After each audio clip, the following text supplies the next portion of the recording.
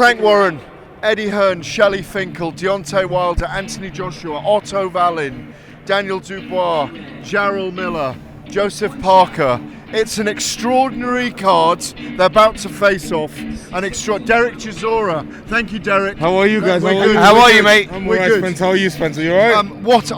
I'm just introducing the podcast here. We have never seen, I know you're not up there, but we've never seen a stage like that with so many people working together in one place at one time under the same umbrella. Listen, first of all, the kingdom has delivered. It's put Eddie Hearn and Frank Warren on the same podium. What else you want? Listen, Derek. I would like you on at some point. Yeah, Derek, that's what I was going to say, mate. Like, when you see the amount of heavyweights that are up there, it's the who's who. Derek Chisora, I'm confused. Why are you not there? Don't worry, I'll be there one day. It's coming. War is coming. War Chisora is coming. I look forward to Merry Christmas, everybody. Cheers. So much has gone on today in the last couple of days. They're facing them all off behind us. So much to get our teeth into. You've spent time with Anthony Joshua today. I've spent time with Otto Wallin. I saw Deontay Wilder yesterday. You've been around Joseph Parker. Let's start at the top. Anthony Joshua, his demeanour. Yeah, listen, Anthony Joshua, he's been a bit edgy this week, actually. I said that to him in an interview I'd done with him earlier on. I said, you know what, Josh, what I'm liking is I'm seeing a little bit of fire in your belly, a little bit edgy, like a bit snappy. That's what's been missing from you, like that little spark. The bad boy. And he said to me, you know what? And I said, look, go back 11 years at the O2 Arena making your debut. Fast forward 11 years, we're here, Saudi Arabia, for the third time you're here. I said, that journey, how quick has that gone? How crazy is that? Does that fire still burn in the belly like it did before? You're two-time world champion, looking to become a three-time world champion. You know, have you got that desire? He said it burns more now than ever. Why? Because of the critiques. I want to prove them wrong. I want to show them what I've got. I've teamed up with Ben Davison. I'm bringing something different. Otto Wallin, a guy that he's got history with, boxed twice in the amateurs. I actually watched one at Ali Pali. Two good fights. Good fights. So, you know, these two go back. He knows this is a tricky fight. Wallin coming off that win against Gassiev has given him an added confidence, like you say, Gareth. We've been with him today around the hotel.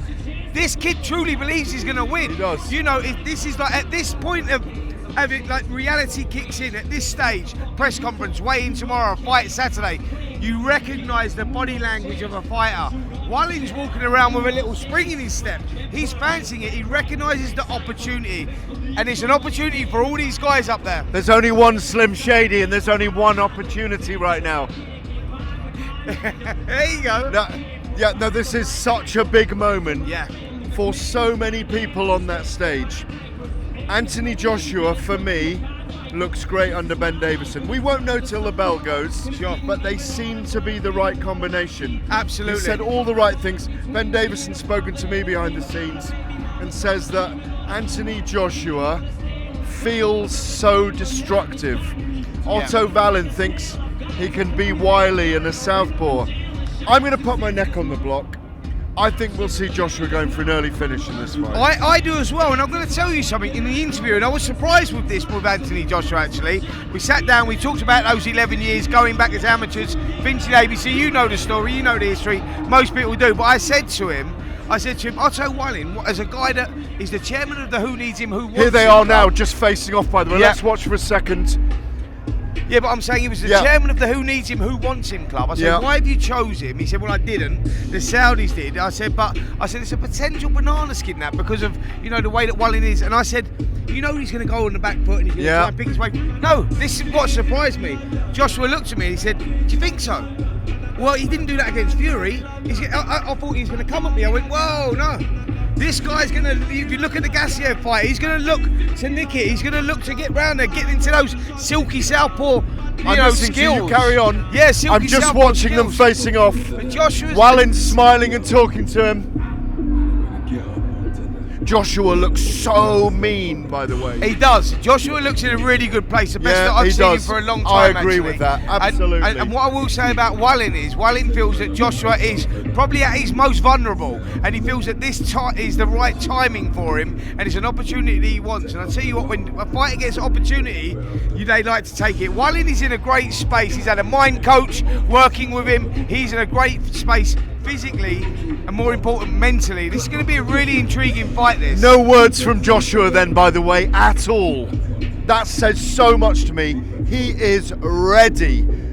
Joseph Parker and Deontay Wilder. Parker looks so cool, calm and collected. He's got his dish dash on today, dressed in Arabic gear. Deontay Wilder's looked confident all week.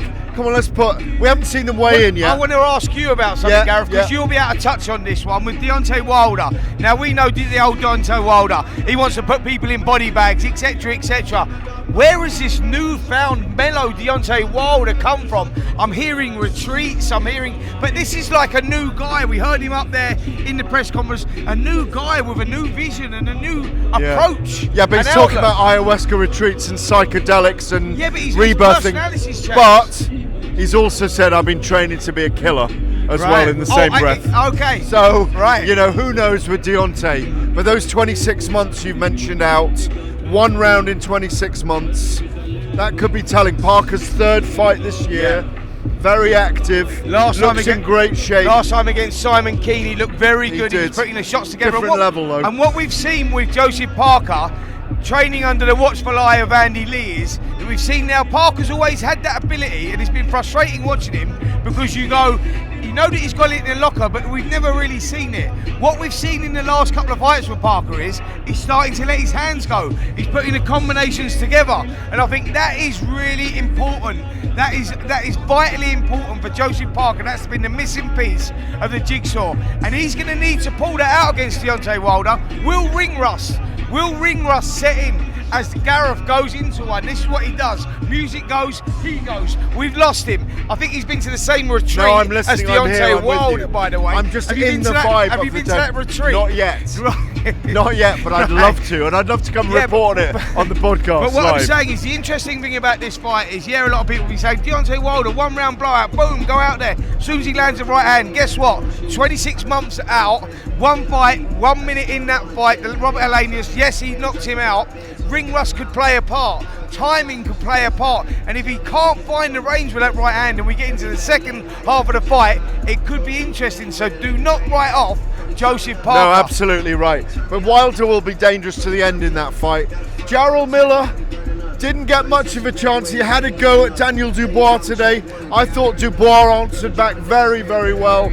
Stood up for himself. Yeah. Dubois went up in my estimation today, even though I think if it goes I'm going to be like your daddy. And then he started singing a nursery rhyme and blah, blah. I mean, look, Jarrell Miller is great at the mind games. He's a very good speaker. Him and Anthony Joshua earlier on in the week are going at it in the hotel. A lot of people not happy about Jarrell Miller being on this bill, with his previous. He did his crime, he served his time. Exactly that. That's exactly what I was going to say. Right, so that's done. He's done his time, bang, move on. And one thing that I can say about Jarrell Miller this week, he's been the life and soul up there. He's really energised this place. Yeah. And it's going to be interesting to see that for me, Daniel Dubois, if Miller's still there, people see Miller, 328 pounds, huge. This guy can move. He's relaxed. He's got movement. He's got good hand speed. Very deceptive when you look at him, and you just go right. And he's got a good defence as well. The body shape belies what he's like as a boxer. Doesn't get him out in the first half of the contest. It's going to be very interesting. Absolutely, 50-50 fight. Absolutely, 50-50 fight. A real fun fight. We're going to talk about some of the other fights tomorrow.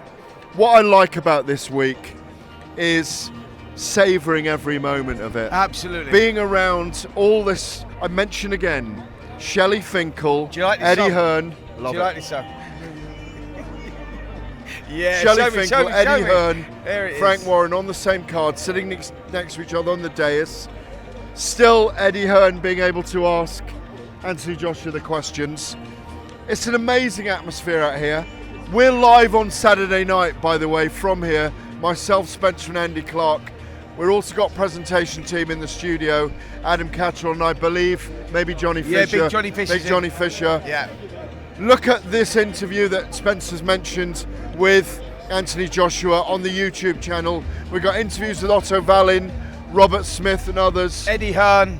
Boxing Board of Control, the commission out here. Eddie Hearn, who you interviewed earlier. Stay tuned for more tomorrow, more interviews, another daily podcast. It's amazing to be here. We'll be entertaining you all the way up to the beginning of fight night and through the fight itself. The day of reckoning is coming. It's coming. And Gareth, before we go, before we check out, you remember this one? There you go. Okay, we'll see you tomorrow. Fight Night Podcast.